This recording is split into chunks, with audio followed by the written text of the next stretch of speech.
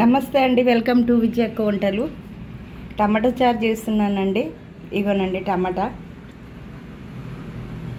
8 టమాటాలండి, 10 పచ్చిమిరకాయలు, ఒక 8 ఎల్లిపాయలండి, కొంచెం పావు స్పూను మిరియాలండి. ఇవన్నీ ఇప్పుడు ఉడకబెట్టుకోవాలండి. కొంచెం ఒక గ్లాస్ నీళ్ళు వేసి ఉడకబెట్టినానండి.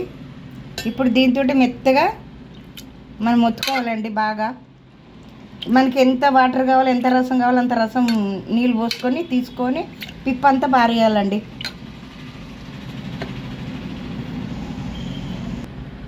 రసం తీసుకున్నానండి. ఇక పిప్పంతా పక్కకు పెట్టిన.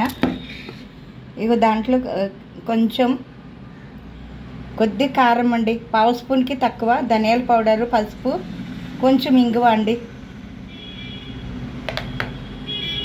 ఉప్పు అండి, దొడ్డుప్పు, కల్లుప్పు అంటారు కదా, అది కొద్దిగా మనం సరిపడా వేసుకోవాలండి. ఇప్పుడు దీన్ని మసలు పెట్టాలండి.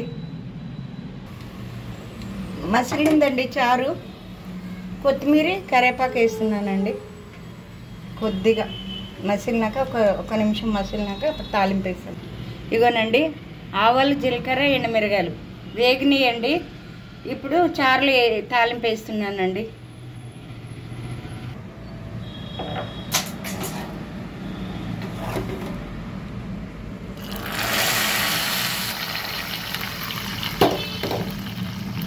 తాలింపు అయిపోయిందండి.